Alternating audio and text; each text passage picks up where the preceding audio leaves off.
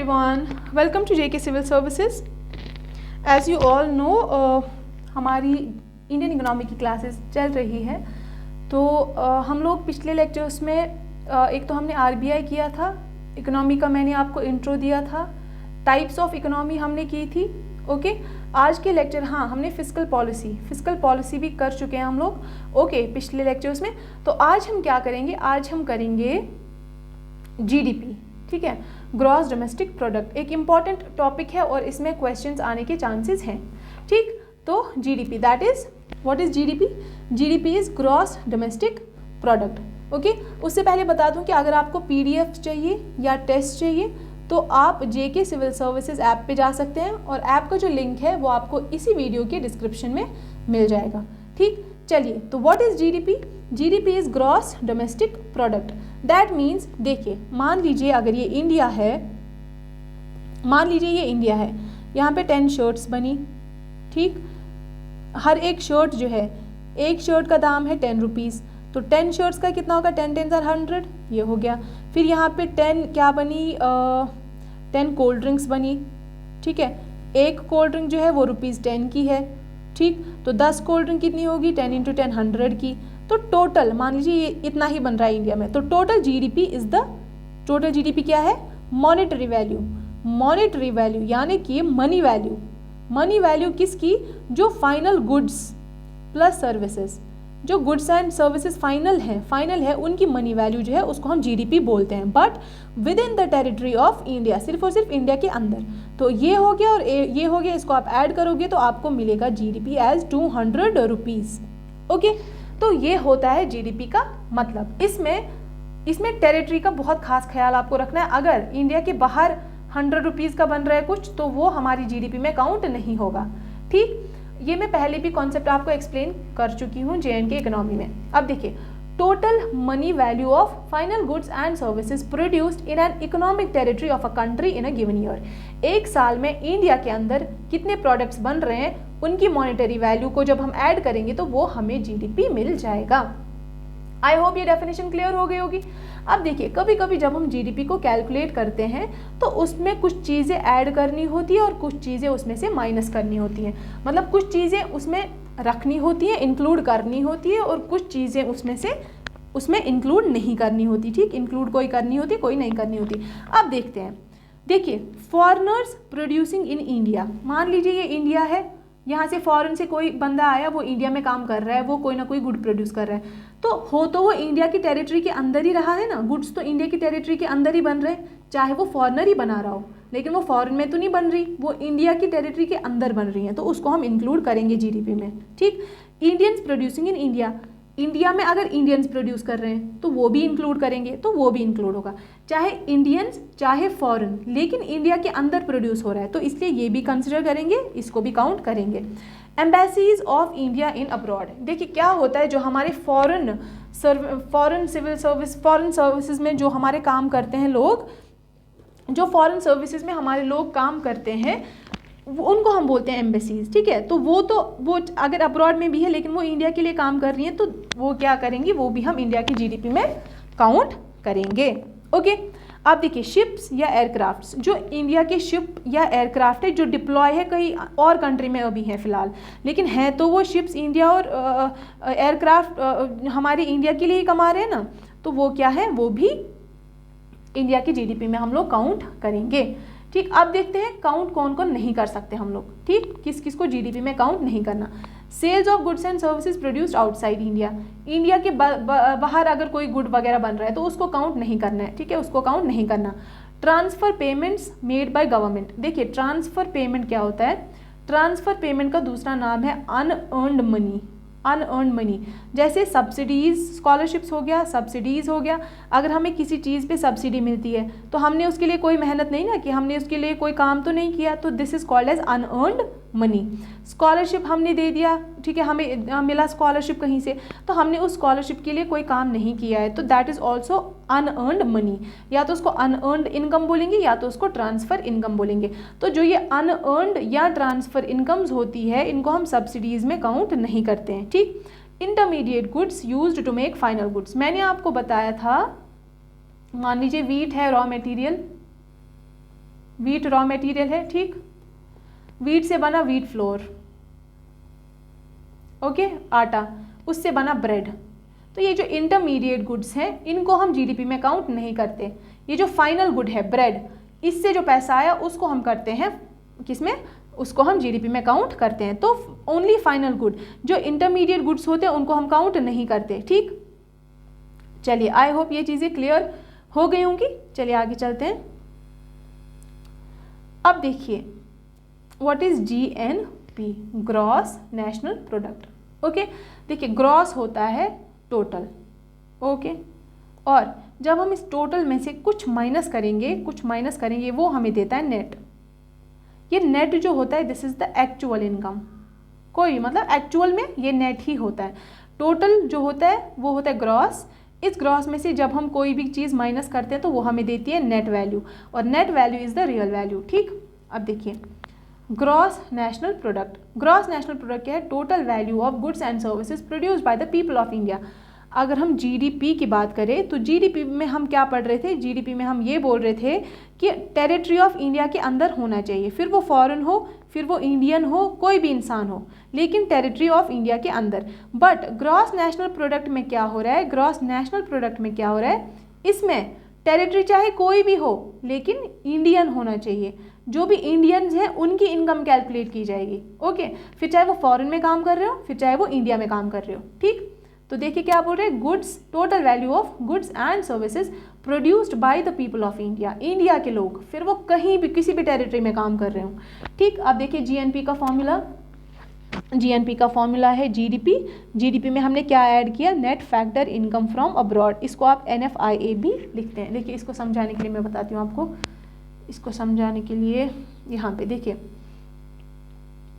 मान लीजिए ये फॉरेन है, यहाँ पे कोई इंडिया का लड़का है, ठीक है, इंडियन पर्सन है, और ये इंडिया है, यहाँ पे फॉरेनर है, ठीक है, यहाँ पे फॉरेनर है। इसने यहाँ पे कितने रुपए कमाए, 20, और इंडिया ने वहाँ पे, एक सेकेंड, इस फॉरेनर ने इंडिया में कितने रुपए कमाए, मान लीजिए इसने कमाए 5 रुपये, ठीक, और इस इंडियन ने 10 रुपये कमाए कहाँ पे, फॉरेन में, ठीक है। ये फॉरेन है, ये फॉरेन कंट्री है, ये इंडियन है, इंडिया कंट्री है, इंडिया हमारी कंट्री है, इसमें फॉरेनर काम कर रहा है, और फॉरेन कंट्रीज़ में हमारा इंडियन काम कर रहा है, उसको वहाँ पे 10 रुपये अर्न हो रहे हैं, लेकिन फॉरेनर को इंडिया में सिर्फ 5 रुपये अर्न हो रहे हैं। तो net factor income from abroad में हम लोग क्या करते हैं, जितना पैसा हमारा इंडियन कमा रहा है कहाँ पे, फॉरेन कंट्रीज़ में, उसमें से क्या माइनस करना है, जितना पैसा फॉरेनर कमा रहा है हमारी कंट्री में, ठीक। तो नेट वैल्यू क्या आई, 5, तो इसको बोलते हैं net factor income from abroad. Income from abroad से तो 10 रुपये आ रहे थे, लेकिन उसमें से 5 हमने इसलिए माइनस किया क्योंकि उस फॉरेन का हमारी कंट्री से भी तो वो ले रहा था ना कुछ पैसे, उस फॉरेन कंट्री का एक इंसान हमारी कंट्री से 5 रुपये ले रहा था, तो अगर 10 रुपये मेरे पास आए, 5 रुपये तो वापस गए ना उसमें से, तो ये 5 मैंने माइनस किया, मेरे पास नेट फैक्टर जो है दैट इज़ 5 रुपीज़, ठीक। तो ये हमारा होता है net factor income from abroad. I hope ये चीज़ आपको क्लियर होगी होगी। देखिए वही यहाँ पे बताया गया है, वही यहाँ पे आपको एक्सप्लेन किया गया है। मान लीजिए अब है यहाँ पे, ये इंडिया है, इंडिया का पर्सन है जो कहाँ पे, फॉरेन कंट्रीज में 10 रुपये कमा रहा है, फॉरेनर हमारी कंट्री में 5 रुपये कमा रहा है। नेट फैक्टर क्या आएगा, इस 10 में से ये 5, मतलब जो हमारा बंदा कमा रहा था उसमें से माइनस करो जो उनका बंदा हमारी कंट्री में कमा रहा है, तो net factor income from abroad आया 5, इसको याद रखना 5, ठीक। और अब अगर इंडिया का वहाँ पे कमा रहा है, फॉरेन में कमा रहा है 5, मतलब हमारा बंदा वहाँ पे 5 कमा रहा है, उनका बंदा हमारी कंट्री में 10 कमा रहा है, तो 5 में से 10 हमारी में से उनका माइनस करना है, तो हमारी इनकम में से जब 10 माइनस किया तो वो -5 आया। मतलब कभी net factor income from abroad जो है उसकी प्लस वैल्यू भी आ सकती है, उसकी नेगेटिव वैल्यू भी आ सकती है, ये चीज़ आपको याद रखनी है। अब देखिए ग्रॉस नेशनल प्रोडक्ट यानी कि value of all those goods and services जो कौन प्रोड्यूस करता है, हमारे इंडियंस, फिर चाहे वो कोई भी कंट्री में हो, ठीक। तो जीडीपी में क्या ऐड करना है, net factor income from abroad. इस केस में 5 था तो 5 हमने ऐड कर दिया, मान लीजिए जीडीपी 20 थी, 5 net factor income from abroad first case से आया, तो मान लीजिए हमारे पास जीएनपी आ गई 25%, ये थी प्लस में आ रही थी हमारी क्या, net factor income from abroad.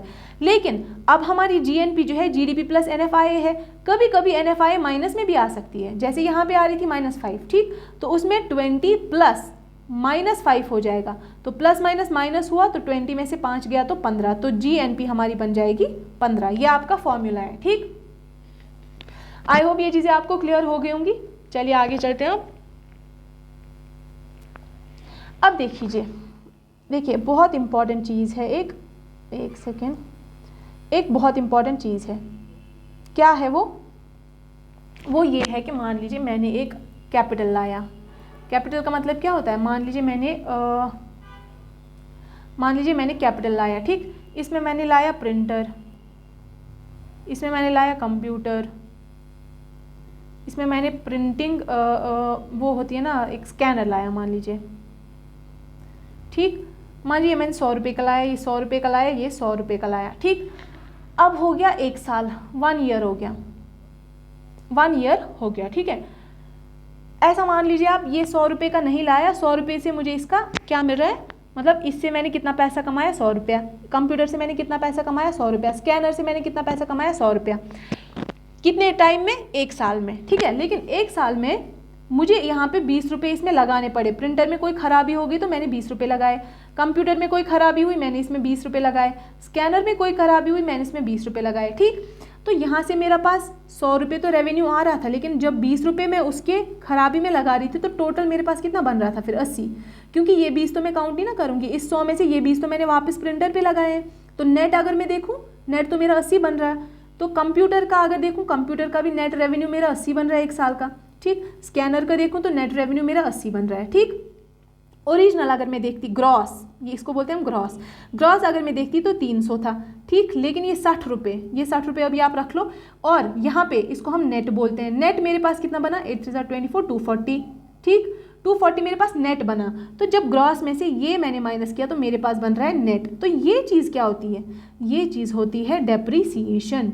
इसको हम बोलते हैं डेप्रीसिएशन। डेप्रीसिएशन मतलब वियर एंड टियर, यानी कि जो खराबी प्रिंटर में आई उसको यूज़ करने की वजह से कंप्यूटर में आई, स्कैनर में आई, क्योंकि 1 साल मैंने यूज़ किया, कोई ना कोई खराबी तो आई होगी, तो उसमें मैंने 20 रुपये लगाए, 20 रुपये लगाए, तो वो होता है डेप्रीसिएशन, यानी कि उसकी वैल्यू कम हुई, उसमें वियर एंड टियर हुआ, उसमें खराबी हुई वो तो। और जब मुझे रेवेन्यू आएगा 300 रुपीज़, तो ये 60 रुपये तो मैं माइनस करूँगी ना, क्योंकि ये तो मुझे वापस इसमें लगाना पड़ा, ठीक। तो नेट मेरे पास कितना आएगा, नेट मेरे पास आएगा जब मैं ग्रॉस में से ये डेप्रिसिएशन माइनस करूँगी। तो मान लीजिए अब अगर मुझसे पूछा जाता है GDP minus depreciation, gross domestic product minus depreciation is net domestic product, ठीक। तो एनडीपी, डोमेस्टिक प्रोडक्ट तो ऐसे ही रहेगा, नेट कब मिलेगा मुझे, जब मैं ग्रॉस में से डेप्रिसिएशन माइनस करूंगी। ये मैंने आपको पीछे बताया है, 300 में से जब 60 माइनस करूंगी तो वो 240 मिल जाएगा। आई होप ये चीज़ क्लियर हो गई होगी आपको, ठीक। चलिए अभी आगे चलते हैं। ग्रॉस और नेट का कॉन्सेप्ट आपको समझ आ गया होगा, ओके। अब देखिए यही है जीडीपी यानी कि ग्रॉस यानी कि टोटल, इसमें से मैंने डेप्रिसिएशन माइनस किया, that means wear and tear, मुझे मिला एनडीपी यानी कि नेट होता है नेट डोमेस्टिक प्रोडक्ट। नेट यानी कि कुछ माइनस किया, और माइनस क्या किया, ये डेप्रिसिएशन माइनस किया, 300 में से ये 60 माइनस किया, और ये मेरे पास मिलता है 240। समझ लग गई आप सबको? आई होप ये चीज़ क्लियर हो गई होगी, ठीक। अब हमारे पास देखिए क्या है, अब हमारे पास है नेट डोमेस्टिक प्रोडक्ट। यहीं से देख लीजिए, अगर मुझे नेट डोमेस्टिक प्रोडक्ट निकालना हो तो वो क्या आएगा, जीडीपी माइनस डेप्रिसिएशन, वही लिखा है जीडीपी माइनस डेप्रिसिएशन। अब अगर एनडीपी निकालना हो, एनडीपी का मतलब क्या है, नेट नेशनल प्रोडक्ट, डोमेस्टिक नहीं नेशनल प्रोडक्ट, तो उसका फॉर्मूला क्या है, net domestic product minus depreciation, ठीक, ओके। नेट नेशनल प्रोडक्ट का मतलब क्या है, net domestic product minus depreciation, okay.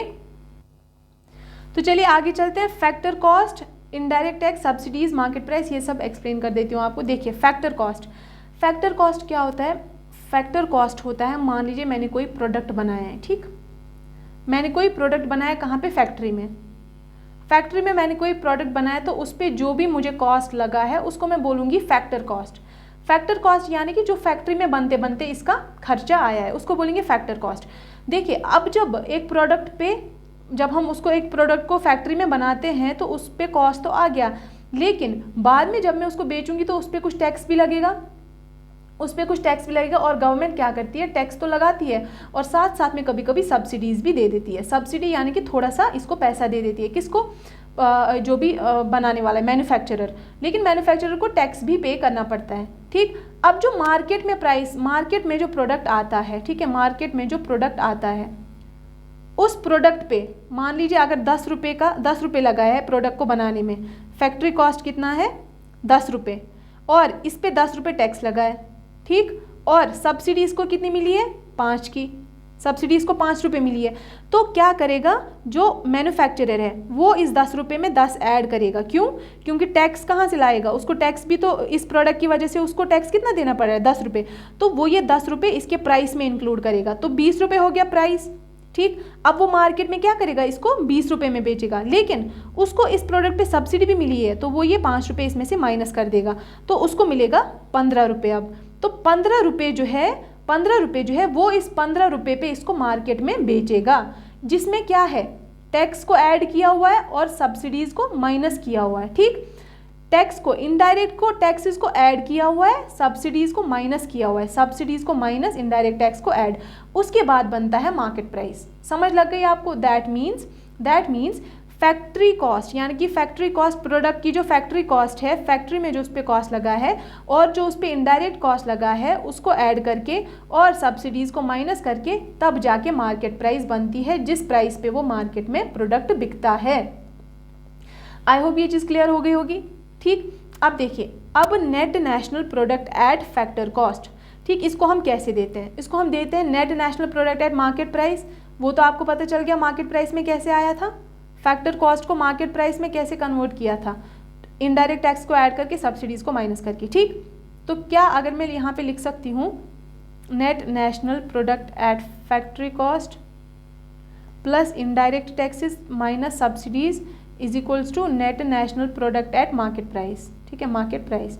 अगर मैं इस स्टेटमेंट को लिखूं तो इस स्टेटमेंट से मैं क्या डिराइव कर सकती हूँ, net national product at factory cost अगर मुझे यहाँ से निकालना हो तो मैं क्या करूँगी, इज इक्वल टू ये जो है इसमें क्या करूँगी, माइनस करूँगी, ये प्लस है यहाँ पे माइनस करूँगी इनडायरेक्ट टैक्स, प्लस करूँगी सब्सिडीज़। बस वही किया, माइनस किया इनडायरेक्ट टैक्स, प्लस किया है सब्सिडीज़। ठीक, सिर्फ NNP eight factor cost, NNP eight factor cost, ठीक, और NNP eight market price, NNP eight market price तो यहाँ पे था ही, सिर्फ इनडायरेक्ट टैक्स को यहाँ पे लाया तो माइनस कर दिया, सब्सिडीज़ को यहाँ पे लाया तो प्लस कर दिया। ठीक, आई होप ये चीज़ क्लियर हो गई होगी। ठीक है, तो एनएनपी एट फैक्ट्री कॉस्ट जो है उसको हम एक्चुअली बोलते हैं नेशनल इनकम ऑफ इंडिया। अगर आपको बोला जाए what is national income of India, तो आपको क्या बोलना है, आपको बोलना है एनएनपी एट फैक्टर कॉस्ट। और इसको कैसे निकाला था, इसको निकाला था NNP eight market price plus subsidies minus indirect tax. ठीक, ये आपका नेशनल इनकम था ऑफ इंडिया। आई होप ये चीज़ क्लियर हो गई होगी आपको। चलिए आगे चलते हैं। Now is methods to calculate GDP. ठीक है, जीडीपी को कैसे कैसे हम लोग कैलकुलेट कर सकते हैं। देखिए, आपको ये पता होना चाहिए जो भी कंट्री की इकोनॉमी है मेनली हम लोग जीडीपी में मेजर करते हैं। ठीक है, जीडीपी में, ग्रॉस डोमेस्टिक प्रोडक्ट में हम लोग मेजर करते हैं। ओके, तो अब देखिए मेथड्स टू कैलकुलेट जीडीपी। तो जीडीपी को कैलकुलेट करने के मेथड्स तो होने चाहिए हमारे पास। एक है हमारे पास इनकम मेथड। देखिए क्या होता है, एक सेकेंड, क्या होता है हमारे पास होती है, देखिए इकोनॉमी में हमारे पास कुछ रिसोर्सेज होते हैं। ठीक, एक होती है लैंड, एक होती है हमारे पास लेबर, एक होती है हमारे पास एंटरप्रेन्योरशिप, ओके, और होती है हमारे पास कैपिटल। कैपिटल आपको पता है मशीन्स वगैरह हो गई। ठीक, मशीन्स वगैरह। तो अगर हमें इसके लिए कोई पैसा मिल रहा है उसको हम बोलते हैं रेंट। ठीक, इसकी इनकम, जो लैंड की इनकम है उसको हम रेंट बोलते हैं। लेबर की जो इनकम है उसको हम बोलते हैं वेजेस। ठीक, और एंटरप्रेन्योर की जो इनकम है, एंटरप्रेन्योर यानी कि उसकी अकल की, उसकी इंटेलिजेंस की जो इनकम है उसको हम बोलते हैं प्रॉफिट। ठीक, मतलब बिजनेस का प्रॉफिट। ठीक, एंटरप्रेन्योरशिप यानी कि बिजनेस वगैरह जो हमने किया उस पर जो हमें मिला उसको हम प्रॉफिट बोलते हैं। और कैपिटल, मशीन्स वगैरह से जो हमें काम वगैरह मिला उसको हम क्या बोलते हैं, उसको हम बोलते हैं इंटरेस्ट पेमेंट्स। ओके, तो ये इनकम है हमारी, ये इनकम। और ये इनकम जो है मेनली 4 चीज़ों से आती है, land, labour, entrepreneurship and capital. Okay, तो जीडीपी का जो इनकम मेथड है, जीडीपी का जो इनकम मेथड है उसमें हम ये जो रेंट है, वेजेस है, उसके बाद प्रॉफिट है और इंटरेस्ट पेमेंट्स है, इन सब को हम ऐड करते हैं, वो होता है जीडीपी का इनकम मेथड। तो इससे हमारी इन सब को ऐड करने से हमारी जीडीपी आएगी। और इसको इनकम मेथड इसलिए बोला जाता है क्योंकि rent is the income from land, wages is the income from labour, profits is the income from entrepreneurship and interest payments is the income from capital. Okay, समझ आ गई ये चीज़। आप देखिए यहाँ पे देखिए, अब तो मैंने आपको क्या बताया कि income method, methods to calculate GDP, income method हो गया जिसमें हम लोग रेंट को ऐड करते हैं, इंटरेस्ट पेमेंट्स को ऐड करते हैं, प्रॉफिट्स को एंड वेजेस को। रेंट जो है रेंट फॉर लैंड, लैंड के लिए होता है रेंट, ठीक है। इंटरेस्ट पेमेंट्स किसके लिए होता है, कैपिटल के लिए, ओके। प्रॉफिट किसके लिए होता है, एंटरप्रेन्योरशिप के लिए, एंड वेजेस किसके लिए होता है, लेबर के लिए, ठीक, यानी कि बिजनेस से हमें प्रॉफिट मिलता है। ये सारी चीज़ों को ऐड करके इज द इनकम मेथड, ठीक। एंटरप्रेन्योरशिप यानी कि जो हमें बिजनेस में प्रॉफिट मिल रहा है, ओके। अब दूसरा क्या है, प्रोडक्ट और वैल्यू एडिड मेथड। देखिए इसको एक एग्जाम्पल के थ्रू समझाना चाहूँगी। मान लीजिए एक पर्सन है, a person sells 1 kg of pulp. Pulp क्या होता है, देखिए पल्प एक ऐसा चीज़ होता है जिससे हमारा पेपर बनता है, ठीक है। It is the raw material for making pulp. अब ये पल्प होता क्या है, पल्प होता है फाइबर्स, प्लांट्स में कुछ फाइबर्स होते हैं। इन फाइबर्स को जो हम अलाइन करते हैं तो उसको पेपर बनाने के काम में वो आता है, ठीक। तो ये होता है पल्प। मान लीजिए a person sells 1 kg of pulp, एक kg के फाइबर्स उसने सेल किए फॉर ₹100 में, टू पेपर मेकर जो पेपर बनाता है उसको दिए, ओके। पेपर मेकर ने क्या किया, makes papers and sells for ₹200। उसने इस 100 रुपये के पल्प से 200 रुपये के पेपर्स बना दिए। तो वैल्यू कितनी ऐड की उसने, 100 वैल्यू उसने ऐड की। उसके बाद टू बुक सेलर ने क्या किया, makes book and buys and sells for 300। इन 200 रुपये से, 200 पेजेस से, जो भी 200 रुपये में पेजेस बने, इससे बुक सेलर ने बुक लिखी, बनाई और 300 रुपये में बेच दी। तो 200 रुपये में और कितना ऐड हुआ, 100 रुपये। तो पहले जो पेपर मेकर है उसने कितनी वैल्यू ऐड करी, 100, ठीक। उसके बाद जो यहाँ पे बुक सेलर है उसने कितनी ऐड वैल्यू की, 100, और ओरिजिनली कितनी थी, 100। तो टोटल वैल्यू एडेड 100 एंड 100 कितना हुआ, ये 300 रुपये। तो 300 रुपये जो है that will be the GDP. 100 वो तो ओरिजिनली था ही, उसमें 100 वैल्यू ऐड हुई, उसमें 100 वैल्यू ऐड हुई, तो 300 रुपये, 300 रुपये हमारी जीडीपी जो है वो बन गई। ये 100 और 100, ओके। आई होप ये चीज़ क्लियर हो गई होगी। तो ये 300 रुपये जो है वो आपका जीडीपी है, ओके। अब देखिए, अब है हमारा एक्सपेंडिचर मेथड। एक्सपेंडिचर मेथड में हम लोग देखिए, हम बहुत सारी चीज़ों में एक्सपेंडिचर कर सकते हैं। फॉर एग्जाम्पल, एक तो हम क्या कर सकते हैं, house hold expenditures. House hold expenditure किया हमने, मीन्स घर में कोई काम किया। फिर गवर्नमेंट भी कोई ना कोई एक्सपेंडिचर कर सकता है, ठीक है। तीसरा हम क्या करते हैं, हम इन्वेस्टमेंट करते हैं। इन्वेस्टमेंट में जो पैसा लगाते हैं वो भी एक तरीका का एक्सपेंडिचर है, बाद में उससे पैसा आएगा लेकिन है तो एक तरीका का एक्सपेंडिचर ही। फिर हम एक्सपोर्ट में कुछ पैसा लगाते हैं, ठीक, और इम्पोर्ट में भी कुछ पैसा लगाते हैं। हमारे एक्सपेंडिचर्स जो है मेनली इन्हीं 5 कैटेगरीज में होती हैं। तो हम इन एक्सपेंडिचर्स को क्या करते हैं, देखिए हाउस होल्ड एक्सपेंडिचर हो गया, ठीक, उसके बाद गवर्नमेंट हो गया, उसके बाद इन्वेस्टमेंट हो गया, फिर एक्सपोर्ट और इम्पोर्ट।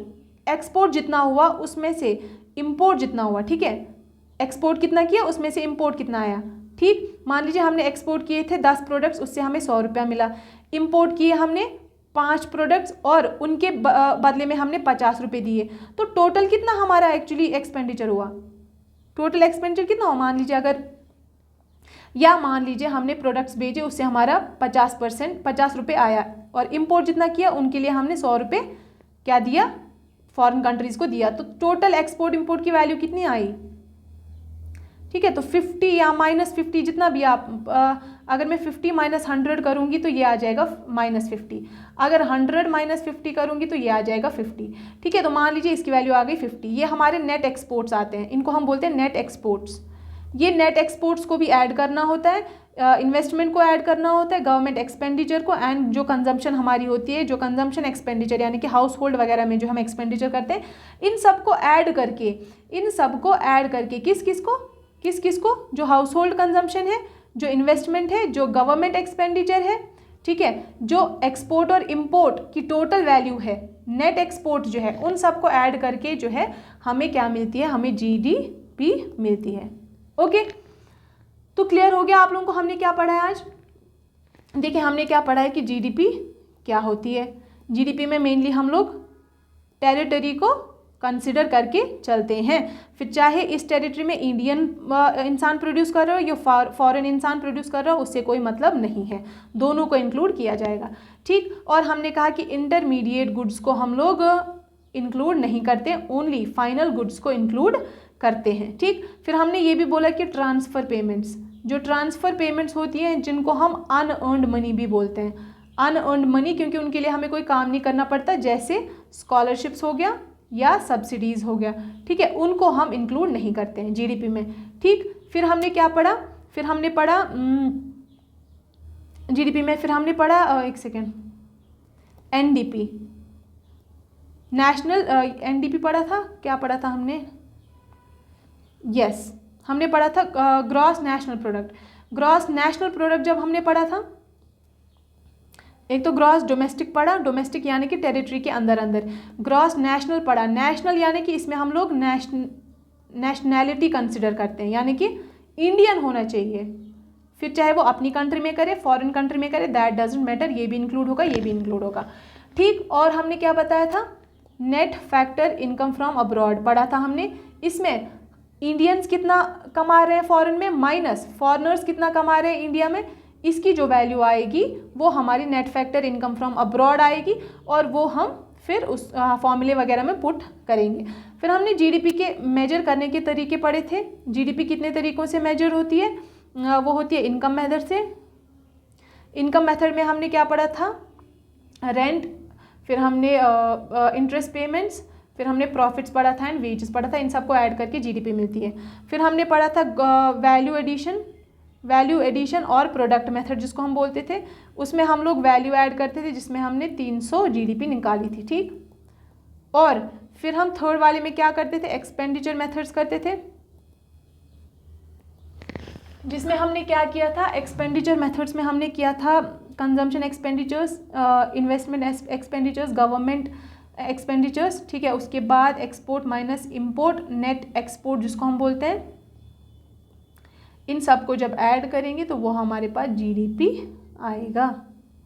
ओके, एंड मैंने आपको एक कॉन्सेप्ट बताया था, कौन सा कॉन्सेप्ट, मैंने आपको बताया था कि ग्रॉस को net domestic product, gross domestic product को नेट डोमेस्टिक प्रोडक्ट में कैसे कन्वर्ट करना है, डेप्रिसिएशन माइनस करना है। एंड डेप्रिसिएशन मैंने आपको बताया था कि जो कैपिटल एक्सपेंडिचर होता है, जो कैपिटल चीज़ें होती है, कैपिटल यानी कि हमारी मशीन्स होती हैं, उन मशीन्स पे क्या जो होता है, उन मशीन्स पे जो वियर एंड टियर होता है, वियर एंड टियर होता है, उनको हम क्या बोलते हैं, उसको हम बोलते हैं डेप्रिसिएशन। ओके, तो अगर मेरी इनकम 300 है कैपिटल से और कैपिटल पे वापस 100 रुपये डेप्रिसिएशन है, तो मेरी नेट इनकम जो है वो 200 ही रहेगी, ना कि 300 नहीं रहेगी, it is 200। Okay, I hope ये चीज़ आपको क्लियर हो गई होगी। ओके, और लास्ट के लेक्चर्स में हमने क्या पढ़ा था, मैंने आपको एक्सपेंडिचर्स और इनकम के बारे में बताया था, वो मैंने आपको पढ़ाया था फिस्कल पॉलिसी में। ठीक है, फिस्कल पॉलिसी में मैंने आपको पढ़ाया था। इसके बारे में ध्यान रखना, जो रेवेन्यू और कैपिटल एक्सपेंडिचर्स है, रेवेन्यू एंड कैपिटल एक्सपेंडिचर्स, ये एक कॉन्सेप्ट है सिर्फ, तो वो कॉन्सेप्ट अपने माइंड में क्लियर रखना, क्योंकि उससे आपको चीज़ें समझने में आसान नहीं होती है। ठीक, अब जो नेक्स्ट लेक्चर है उसमें हम क्या करेंगे, उसमें हम करंट इश्यूज़ करेंगे। ठीक, करंट इश्यूज़ करेंगे, और करंट इश्यूज़ से जो है क्वेश्चंस आने के चांसेस जो है ज़्यादा हैं। ठीक, क्योंकि ज़्यादातर जो अब अगर आप देखेंगे पैटर्न, तो ज़्यादातर करंट इश्यूज़ से ही पूछा जाता है, तो वो पूरा लेक्चर जो है हम करंट इश्यूज़ में पढ़ेंगे। करंट इश्यूज़ पे, करंट इश्यूज़ से पहले मैंने आपको स्टैटिक इसलिए करवाया क्योंकि जो करंट है वो भी स्टैटिक से ही रिलेटेड है।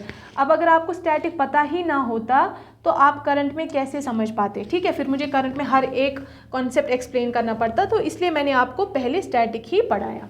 ओके, अगर आपको लेक्चर अच्छा लगा है तो लेक्चर को लाइक ज़रूर कर देना, और अपनी ये जो अगर आपको नोट्स, जैसे जब आप लेक्चर्स देते हो तो आप साथ में क्या करते रहो, नोट्स बनाते रहो, क्योंकि आई थिंक PDF जो है वो शायद पेड है। तो जो बच्चे नहीं अफोर्ड कर सकते वो क्या करो, वो नोट्स बनाते रहो और उन्हीं नोट्स को फिर एग्जाम के टाइम रिवाइज करते रहो, वो आपके लिए ईजी रहेगा। बार बार आपको वीडियो देखने की कोई ज़रूरत नहीं है, ठीक। तो आप सिर्फ क्या करो, आप सिर्फ और नोट्स बनाओ और फिर उन्हीं को रिवाइज करते रहो, ठीक है।